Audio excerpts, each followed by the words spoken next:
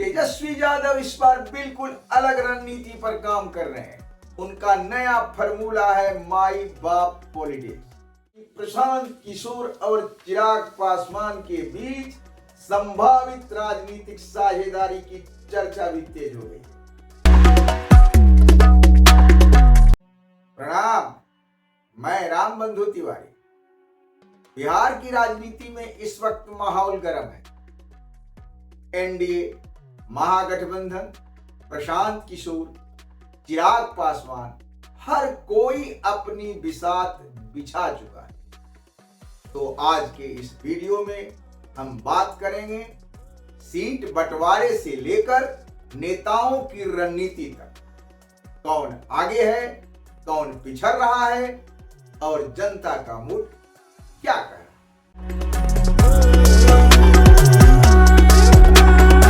शुरुआत करते हैं एनडीए से, यानी बीजेपी, जेडीयू, एलजेपी, हम और आरएलएम का गठबंधन।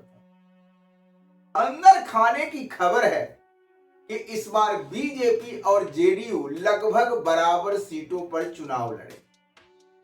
मतलब साफ है, 2020 के बाद बीजेपी और जेडीयू अब खुद को बड़ा भाई नहीं दिखाना चाहते और नीतीश कुमार भी समान भागीदारी के मूड में। छोटे सहयोगियों को कुछ सीमित सीटें मिले, लेकिन बड़ा खेल तो बीजेपी जेडीयू के बीच ही तय होगा। अब हम इसका विश्लेषण समझते हैं। ये कदम दोनों दलों के लिए जरूरी भी है, क्योंकि 2020 के बाद से दोनों पार्टियों के ग्राफ में उतार चढ़ाव आया है। अगर एनडीए एकजुट रह पाया तो मुकाबला मजबूत होगा, वरना विपक्ष को सीधा फायदा मिलेगा।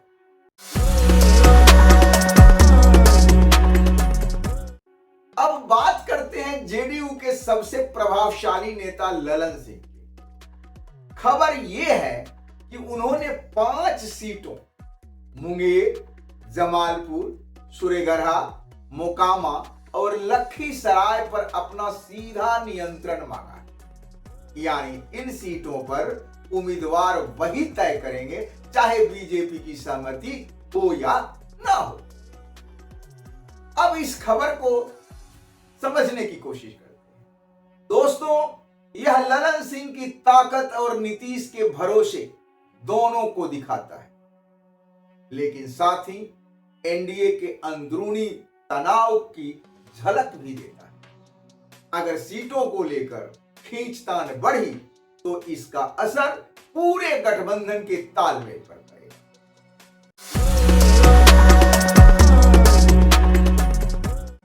दूसरी तरफ महागठबंधन में भी हलचल जारी है। वामपंथी दलों ने आरजेडी से 35 सीटों की मांग रखी है और साथ ही तेजस्वी यादव को मुख्यमंत्री उम्मीदवार घोषित करने की मांग की है। यानी विपक्ष भी अब एकता का दिखावा नहीं, बल्कि स्पष्ट नेतृत्व चाहता है। अगर तेजस्वी को मुख्यमंत्री चेहरा घोषित किया जाता है तो महागठबंधन की एकजुटता और जनाधार दोनों को फायदा हो सकता है। पर सीटों की खींचतान यहां भी एक बड़ा मुद्दा है, खासकर कांग्रेस और वामपंथी दलों के।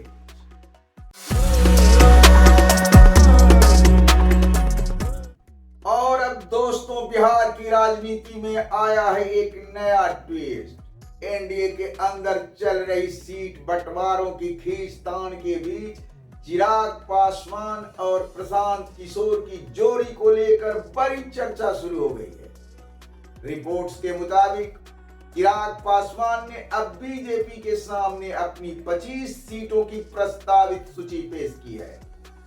पहले 40 सीटों की मांग कर रहे थे, लेकिन अब उन्होंने बातचीत का रास्ता थोड़ा खुला रखा है।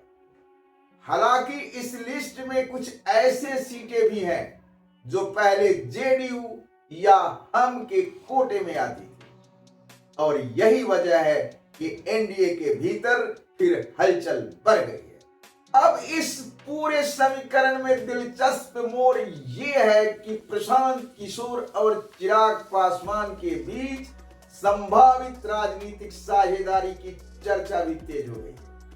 सूत्रों के मुताबिक दोनों नेताओं के बीच कुछ दौर की बातचीत हो चुकी है और अगर ये गठबंधन वाकई बना तो बिहार की सियासत में एक तीसरा चेहरा उभर सकता है।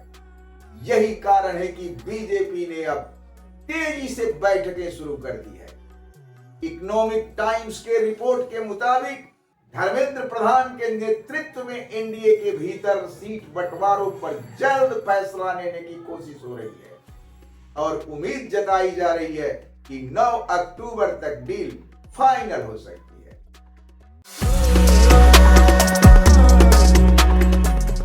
अब महागठबंधन से एक अन्य खबर की चर्चा हम करते हैं। तेजस्वी यादव इस बार बिल्कुल अलग रणनीति पर काम कर रहे हैं। उनका नया फॉर्मूला है माई बाप पॉलिटिक्स। मतलब अब वो सिर्फ लालू यादव के बेटे के रूप में नहीं बल्कि अपनी राजनीतिक पहचान के साथ उभरना चाहते हैं। अगर ऐसा होता है तो उनकी छवि युवा, आधुनिक और रोजगार केंद्रित नेता की बन रही है। अगर वो इस नैरेटिव को मजबूत रख पाए तो 2025 में बड़ा सरप्राइज दे सकते हैं। अब बात करते हैं नेताओं की पोजीशनिंग की।